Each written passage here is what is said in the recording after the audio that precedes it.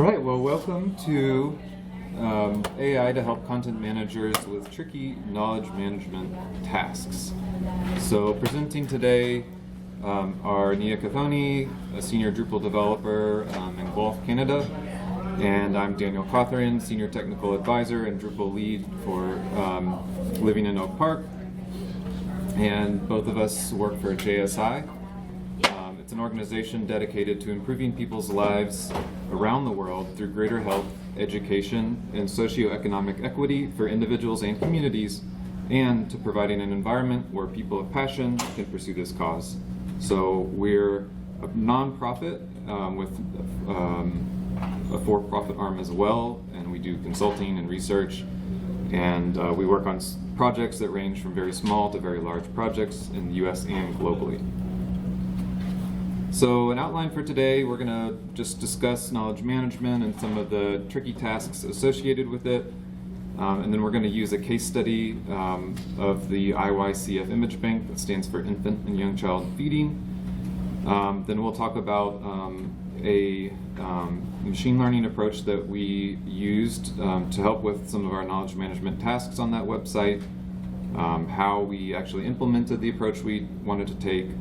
We have a couple little videos that demonstrating how the approach works, and then we'll sort of wrap up with a broader discussion about the promise of embedding artificial intelligence and machine learning into websites, and then wrap up with questions.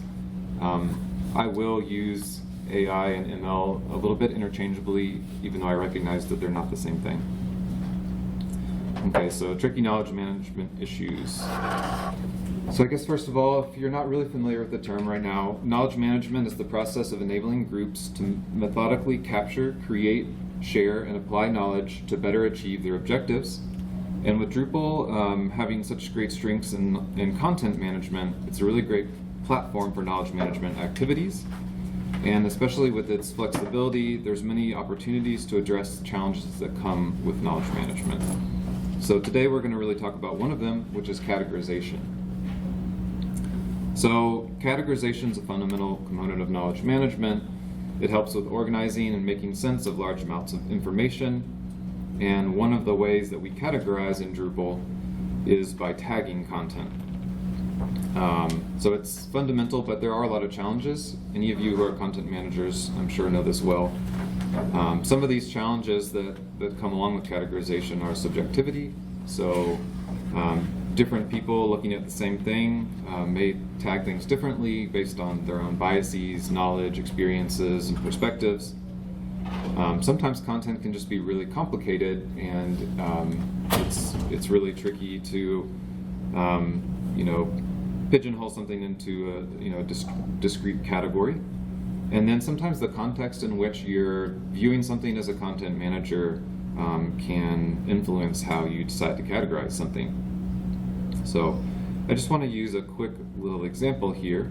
So this is an image that's taken from the IYCF Image Bank, and I want you to think about how would you tag this image out of these possible tags listed on the right. So we have maternal health, counseling, stress, community health worker, gender roles, emotional support, patient interaction, and pregnancy reveal. Okay, so think about that for a second. And now, what about if I showed you this image while you were tagging the other image? And this image has a title that comes along with it that says, "Mother receiving emotional support from her husband and a friend." So right away, you could probably eliminate some of those tags. For example, pregnancy reveal, patient interaction, community health worker, because there's no mention of any kind of clinical or community health worker staff. Probably not counseling as well. Some of the tags that you might think about would be maternal health, since it is a mother, potentially stress because there's a need for emotional support. Emotional support, obviously, because it's in the title. And then gender roles, that could be something that you might tag it with, but maybe not. So showing this additional context doesn't get it perfect, but it does help you eliminate some options. So just to summarize, categorization is difficult, but there are ways that we can make it easier and more efficient. And one of those ways is to provide additional context, such as by showing other similar examples and how those examples have already been categorized. But how do we figure out what content to show as context? And as we'll see in subsequent slides, machine learning can help us to figure out some of that and do that so that content managers can make easier, faster decisions and spend time on other more important issues. Okay, so like I said, we're going to do a case study approach talking about the IYCF image bank. So this is a website that we built several years ago. It's a repository of open source illustrations on topics that are related to infant and young child feeding. The initial images were created for UNICEF counseling cards. So these would be like a booklet that you would take as a community health worker or nurse and show to someone who's seeking health services or nutrition support, breastfeeding support, that type of thing. And this website started as a memorandum of understanding between UNICEF and a project I was working on funded by USAID. And it's continued into a new project that's called USAID Advancing Nutrition. If you'd like to visit the website, it's iycf.advancingnutrition.org. So like I mentioned, it's a repository of open source illustrations. Each image has its own page from which visitors can download a layered image file that you can then tailor to your own context. So, changing some aspects of appearance, dress, putting other objects in the images, whatever you need to do to make that image more impactful in your particular situation. We also display similar images from the same or different contexts, which you can see a little panel of those in the bottom right. And overall, we have about 1,400 illustrations on the site. So, like I mentioned, we do show similar images on those image pages, and we use a code to connect the images that are similar in appearance. And the reason we're using a code and not just maybe a word or collection of words is because there's not necessarily a good way of sort of stating what makes these images similar to each other, at least not concisely. Sometimes the code will match a public health topic. So in this case, images you're seeing are of an early initiation of breastfeeding. But sometimes they're not related to any public health topic. For example, we have like 29 distinct illustrations of bowls on the website. And so, that it wouldn't make sense to call that a public health category. And some of the images are, like I said, just too complicated to really define in a couple words. So the challenge that we faced was really if we have content managers other than sort of the people who designed this website from the beginning, we need some way for them to know which visual grouping code to use when they're uploading new images to the site, because we are constantly creating new images. So that's where I'm going to hand it over to my colleague Mia.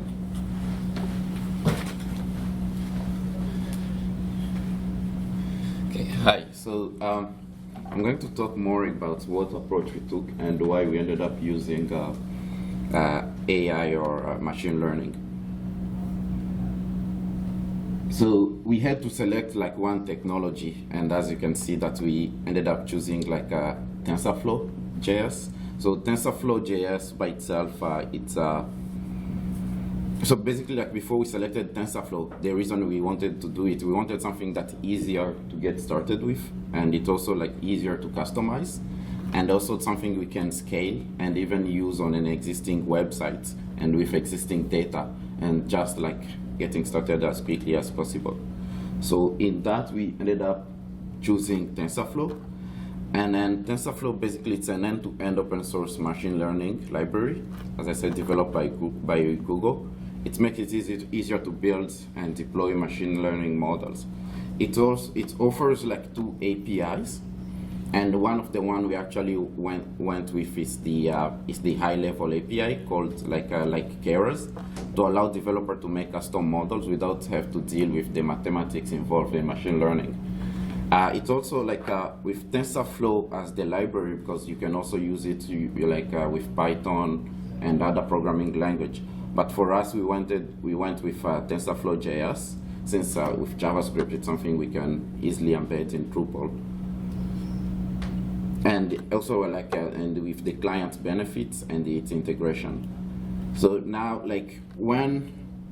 this is some of the use cases of TensorFlow, where we can use it for computer vision with object detection and image recognition. For example, the picture here with the dog, it's like a picture of a dog and a ball. So you can use that to generate a TensorFlow. That's actually an example of a demo of TensorFlow under the first link below.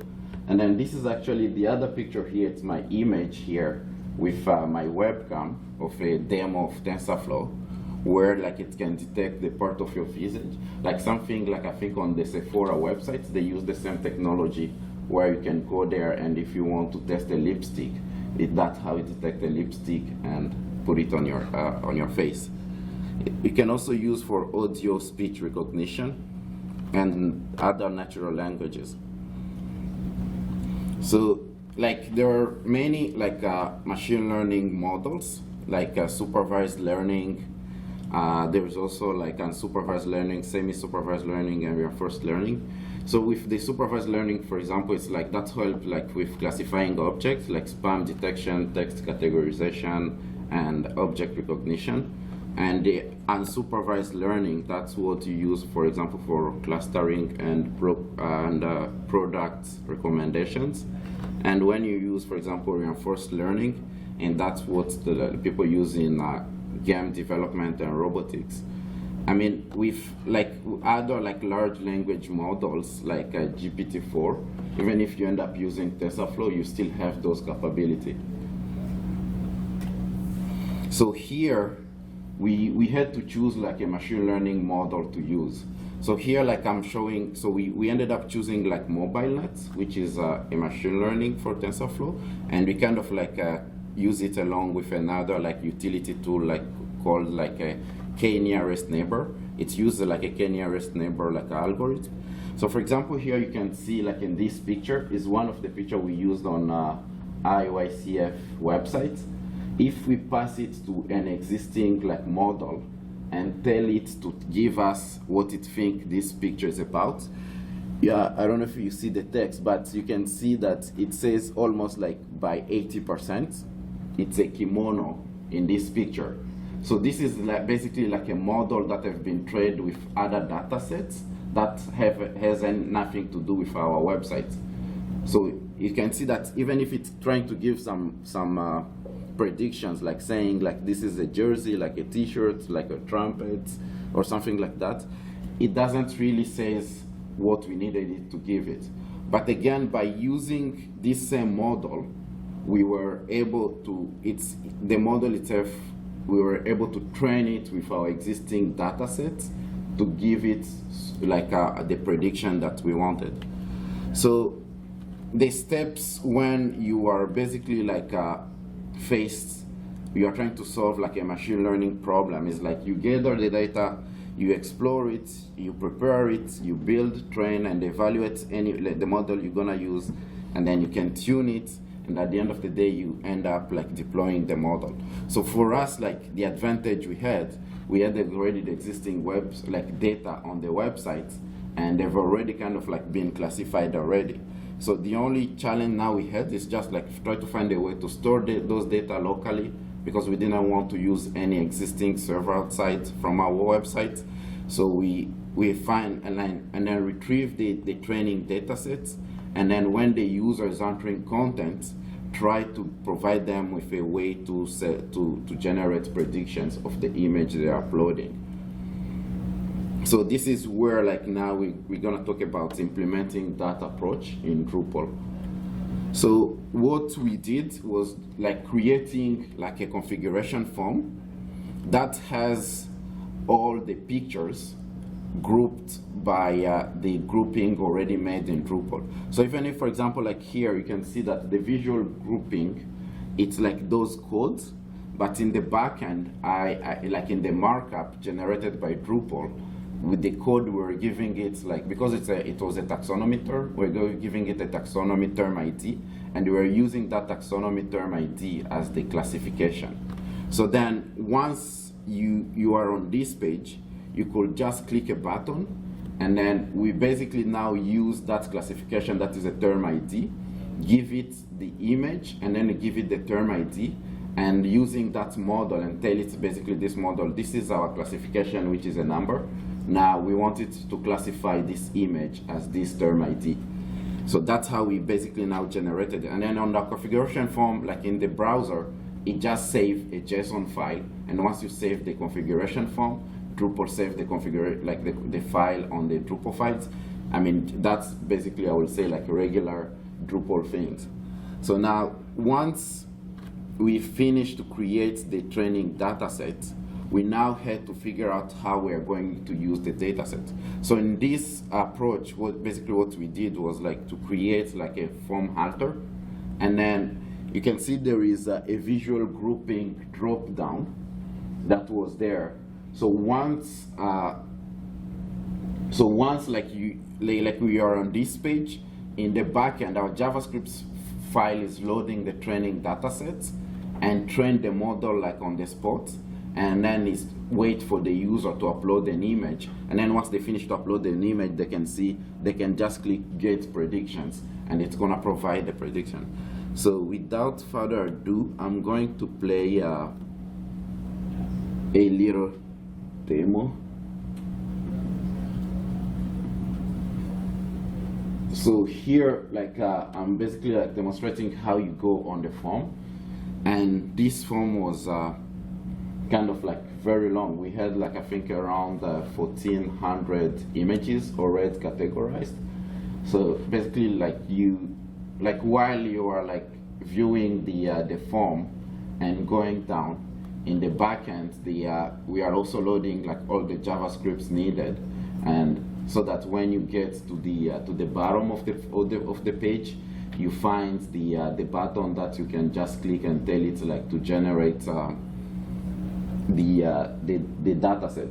So like then like once you click the generate button to train, basically now to train the data set, the JavaScript pull in, generate the data set, and upload it on the Drupal site. So that like it's just a file field, and then like once you upload the file field on Drupal kick it's like by default will just kick the Ajax, and it will upload the file. And the only thing you just need is to save, and you basically have a training data set that you can use with machine learning. Sometimes I think if you are working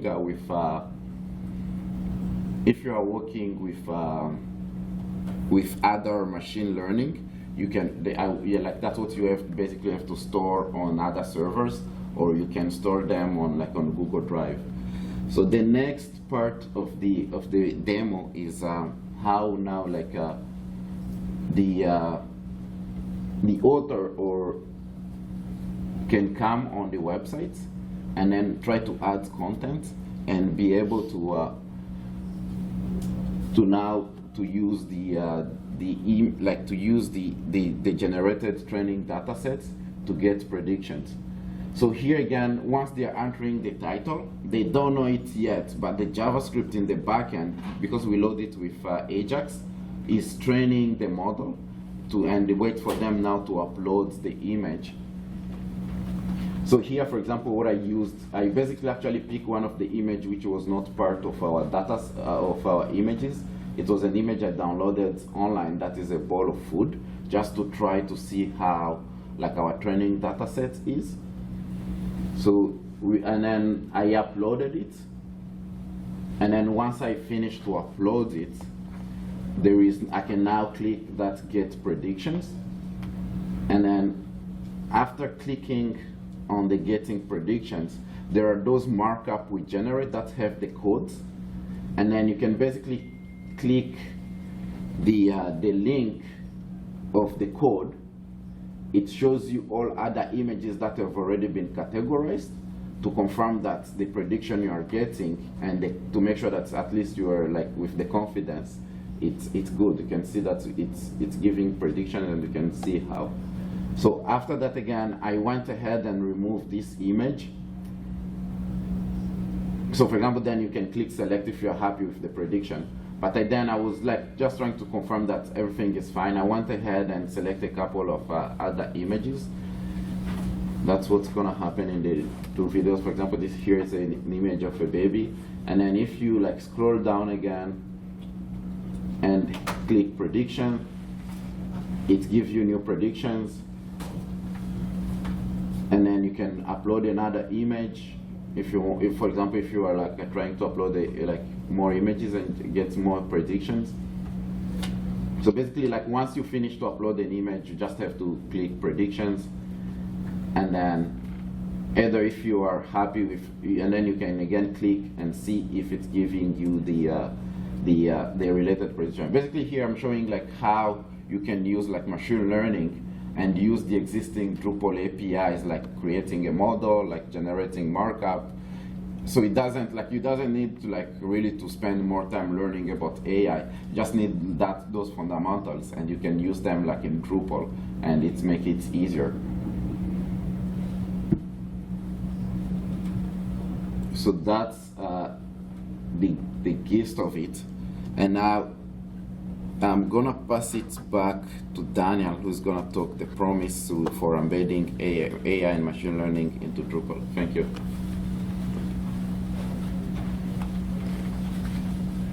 Thank you, Nia. So I think that from that we saw that there is quite a bit of promise when it comes to embedding AI and machine learning into Drupal, and you can do it either in the way that we did it, where you kind of keep everything contained within your site, which is really preferable for us, just because we don't want to have to be managing other servers or paying for additional services and things like that. And it's not such a huge data set that we really we're running out of resources on our site or anything like that.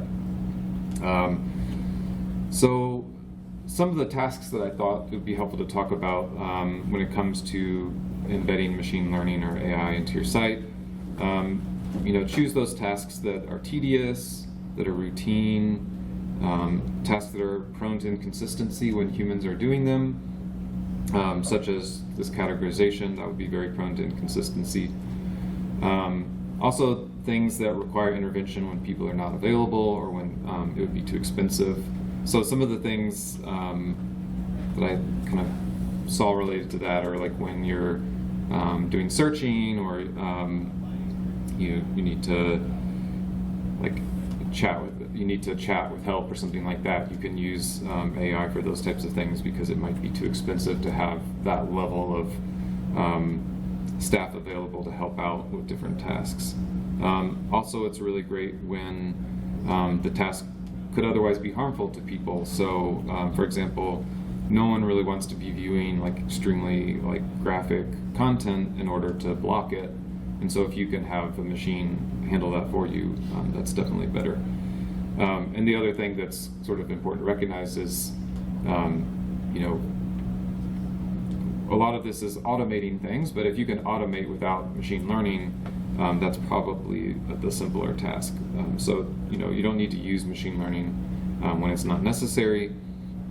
And I would say, my opinion, at least for the time being, is use it as a tool to help people in the real world accomplish their tasks better, easier, more efficiently, rather than using it as a way of just replacing people.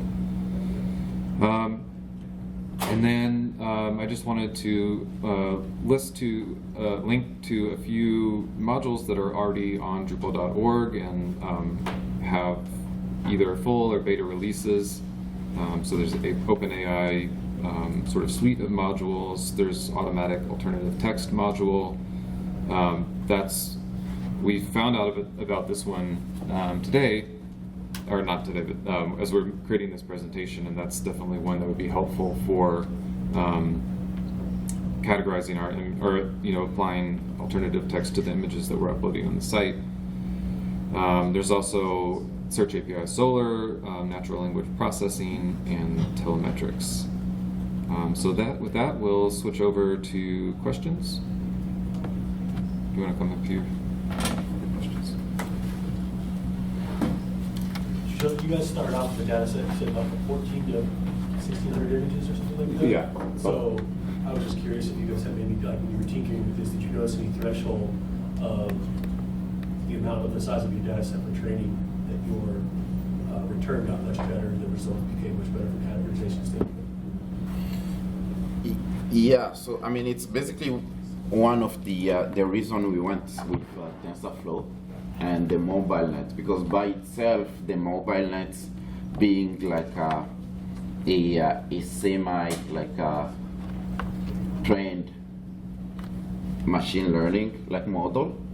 So it has already most of the training already that you can use and the technology to train data. So you don't need a bunch of data sets to have already that effectiveness of a better, of a bigger trained a machine learning model. So that, I mean, it's basically when I was going through and doing research, and that's where I found out that using this approach, you can even give it 3 or 4 images, and you can go from there. So yeah, because I remember we had another developer that was saying yeah, but how are we going to start? We have so much, our dataset sample is small, and then but when I was trying to get which model to use, and I ended up finding MobileNet and the the KNN utility tool. So it allows you to start with a small dataset, because I think the idea behind TensorFlow.js is to basically to allow people to easily getting creative without having I mean, people don't have the resources to start to gather the data, especially if you're a small shop and you don't have the budget for it, or to find the data, or to have people who are gonna give you the data. So it's basically allowed you and give you that opportunity to start with a small data set and get some of the results based on your own existing content. Cool. Yeah, I was curious about the scale of when it makes sense to use this rather than human curation, but it sounds like you can have very few images to start with.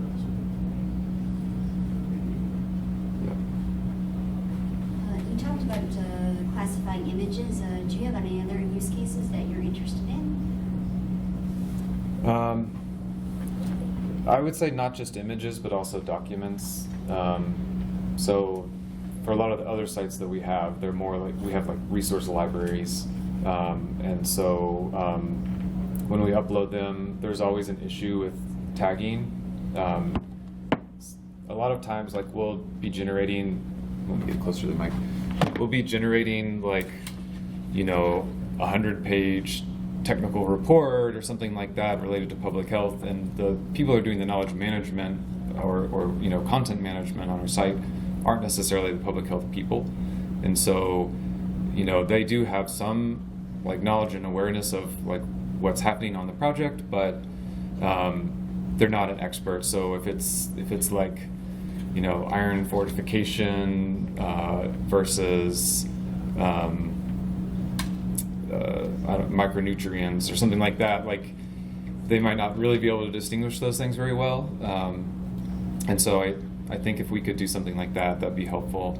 The other thing, one of the things that I saw was for SEO and stuff like that. That's something a lot of times we don't really pay attention to, just because we don't make money from website visitors.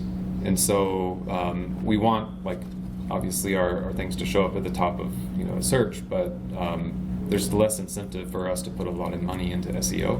And so if we could have machine learning or AI automatically applying meta tags or other things like that that might be helpful for SEO, then that would be great. Another thing that I saw was I think this was part of the OpenAI module that I linked to. That once you start writing a summary or something like that, you can like highlight what you wrote, and then it has a way to like make the language friendlier or like check the grade level, things like that. So I think making like better readability and things like that is really good, because in public health we really struggle with some of those things. It gets very like technical. So I think those would be other really good use cases for us. And if you don't mind, just a follow-up, are you using your own like internal developed taxonomies, or are you really relying more on the machine learning models to generate the terms and place them hierarchically, or maybe to enrich, or what is the mix of automated versus manual? Yeah, this is really like our first foray into this, and in this case we're using like the IDs we had already developed, and so it was really just making sure that we were being consistent when we uploaded new images. We weren't creating like new IDs unnecessarily and things like that. It gave you that little bit of extra context that you needed to make sure that you're tagging it appropriately. Usually we do start with predefined taxonomies even before building a website.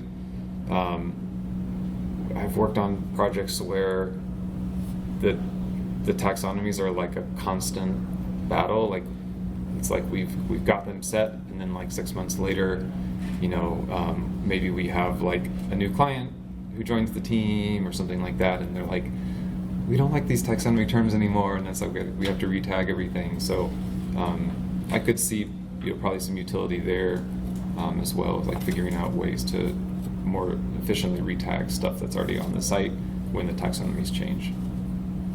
Thank you. Yeah.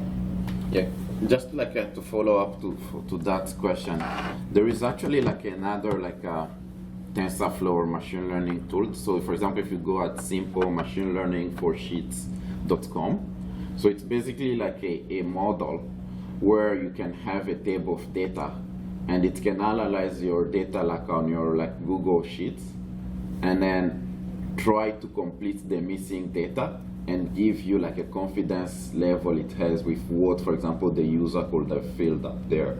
And not only you can use that only on Google Sheets, it also allow you, for example, to write the JavaScript, where I could say, for example, like I could see us using that where you're, for example, you have a data and you've built like a table of maybe your users, and maybe some of them have to select what they like or not, and you have that table on the user interface. So you can basically, for example, click a button and it can try to tell you, yeah, maybe this user could have liked this based on the audience you have on your website. So those are kind of like the other use case you can try to apply, for example, on any Drupal website. Yeah, actually recommending related content is another use case that would be really helpful for us. So, if you're reading about, early initiation of breastfeeding, then maybe you want like another breastfeeding related topic or whatever else. And we've tried to do that in certain ways, just based on like, the like tags, but not with really sort of any intelligence applied to it. So I think that's a use case where like having the artificial intelligence is really helpful.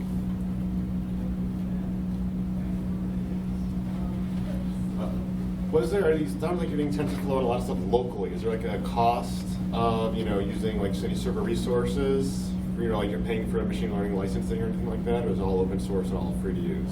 Yeah, it's all open source, free to use. Because looking at the automatic alternate text module right now, it looks like it uses Azure the model, so it looks like you have to pay a licensing cost to Microsoft in order to use it. And so I want to know if it's, is there, have you looked into any of the higher cost systems, or are you trying to keep everything as the free local versions? Yeah, with TensorFlow, definitely it's one of the main thing I like about every time like we have a topic about machine learning at work. I know like right now like GPT-4 is what I would call like a cool kid in the block, but for me like I always go back and try to see if I can solve it first with TensorFlow before I try any other machine learning, because at least with it I know that I'm not going to incur any cost or sacrifice any privacy for the data I'm gonna work with before like I can. And then if it can't work, then I can just go back and say, yeah, we can't have this solution without try to use another machine learning tool. Thanks. Yeah.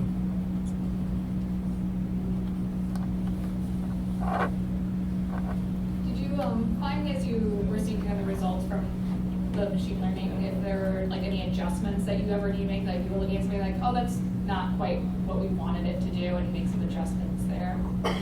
Yeah, I mean, that's what would have been like our next step with this project. So that, for example, when it was showing the example, like the demo there, when it select the predictions, what I would have actually like is that if they end up selecting another like code, then kind of like add that kind of like a training, that part of the training data set. And I mean, we definitely could have done that. So and that will be basically like an adjustment on the fly. So like if author said like they know, yeah, I know this would have been like maybe a code 6000, but since I know like this system, I want it to be 6001, and then they can just change that, and then we're just gonna add that image. Because like I think the way to see it is like at least with the model we had, you basically have your image here and you have your classification here. So you just have to tell it, yeah, this image is this classification, and that's how it keep learning. And then every time you ask for a prediction, it's like, yeah, I've seen a lot of images like this, they are classified this way. Gotcha. Yeah. Yeah, I think from our testing, the predictions were actually pretty good, and it was really helpful having that modal pop up so you could see what else was tagged with that same thing.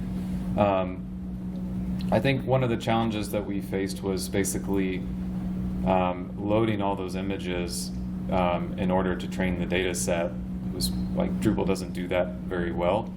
We definitely had to have some lazy loading. Sometimes you would have to you could see little broken image links, you'd have to refresh the page, and then eventually, you could use Drupal's caches to make it so you could load that page and then run the training.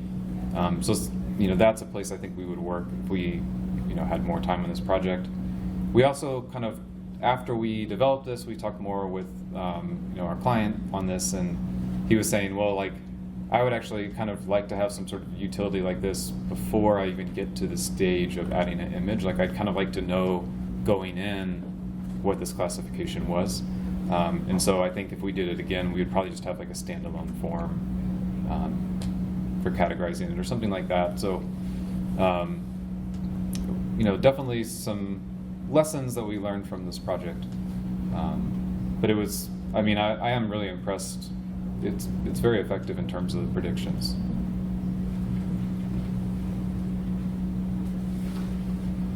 Any other questions? So you guys have solved categorization now. Are you guys, after playing with TensorFlow and kind of using AI and some ML, you guys looking at any kind of like regression problems that you guys want to solve?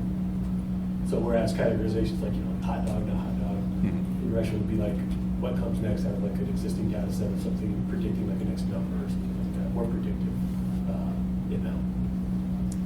Yeah, we don't have anything like immediately on the horizon. I definitely think there can be, we work for a big organization. Sometimes we're a little bit more conservative in certain ways. I think kind of convincing people that we should be trying some of this out. There are lots of I don't want to say like we're always conservative and we never try things out, but like sometimes it takes a little while for these things to just catch on. And then the other thing is like sometimes we have to sort of we're like a team within the organization. Lots of times, the projects that we work on, there's sometimes incentives for us to be outsourcing work to vendors. And so sort of convincing some of our internal clients that like you should go with us versus like this external company that like machine learning is all that it does or something. So sometimes there's a little bit of that at play. We do a lot of stuff using Drupal for sort of data visualization, things like that. Actually, we're having a BOF on the charts module. We're both maintainers of the charts module, but we have some sites where we are uploading data and we might want to have like machine learning processing that data and saying like, why did you put something that's like, you know, over 100% for this, or yeah, making some sorts of predictions about like, you know, based on the data that you've uploaded for, you know, this country so far, like where does it, you know, predict, you know, we'll be seeing, you know, or when should we like raise a flag about whether or not like these data seem correct or not? So I think those would definitely be things we might look at in the near future. Yeah, I could definitely see some use cases for that, especially with the spreadsheets, not having to have like a specific interface, but everyone that I work with has, you know, all these kinds of different spreadsheets on their hard drives that we could use as data to, when you're repeating those sort of tasks again, using that data to predict what could be put into a cell or something like that seems super beneficial. Yeah, actually, maybe we've been working on this one thing. So on one of the projects we work on, it's a TB project, and we're working with the Kyrgyz Republic. It's a national TB program, and they the like official sort of reports of the TB data are in these different formatted spreadsheets, and but we've been wanting to upload that data to create dashboards, and the challenge is it's hard to process formatted Excel spreadsheets. So NIA's created a software that processes them, but we're relying on like a key file that's developed by one of our team members, and so we're sort of like mapping these three cells together. The value of those equals this indicator, and then you know, but sometimes the formula will like be copy pasted, or you know, something else that makes it hard to get clean data. So if we could have something that's looking at all those spreadsheets and in the way we've used the key file already, and just kind of gives us a validation check so that we're not pulling in the wrong data, that would be really useful. Actually, the other thing I can add to that, the machine learning sheets, the one I shared before, I was actually reading a paper about it where they actually bank will use it to try to see which bank transactions might be fraudulent, because they already have a data sheet that have like, I think they had like close to 3,000 transactions, and some of them they already marked as fraudulent. But then they kind of like had to rely to someone to go through those and start to mark them. But with that machine learning model, basically what they had is like they will make it run, and it will generate that extra column in Google Sheets and start to show them like, yeah, this one has like because it will give you percentages and say, yeah, this has like a 80% chance that it's actually like a fraudulent transaction. And then at least those ones they have, I think they kind of like had a formatting where if it's more than 80, it will mark that row in red, and then it's easier for human to see like the ones that are red, and they can basically review them.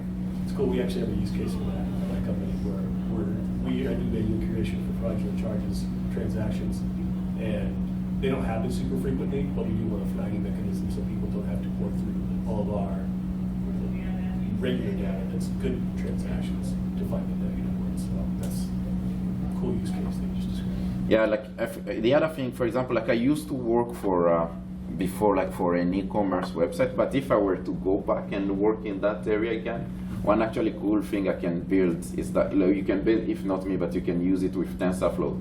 Is like, I don't know if you went on a website and then where you have like your camera, you can stand up in front of your camera, and you can because there is actually some machine learning models already built that can detect a part of your body.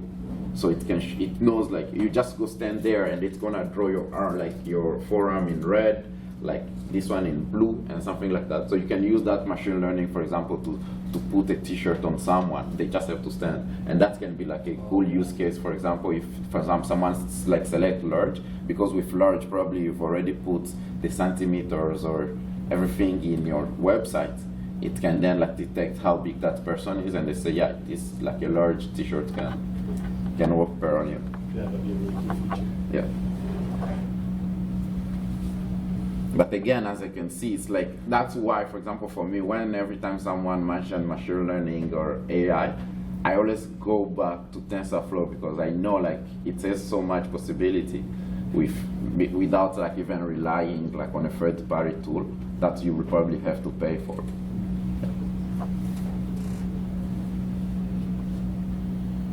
All right. I'm not seeing any more questions, so I think we can wrap up. And if you need an extra cup of coffee or tea, but thank you so much for coming and for all your questions and ideas.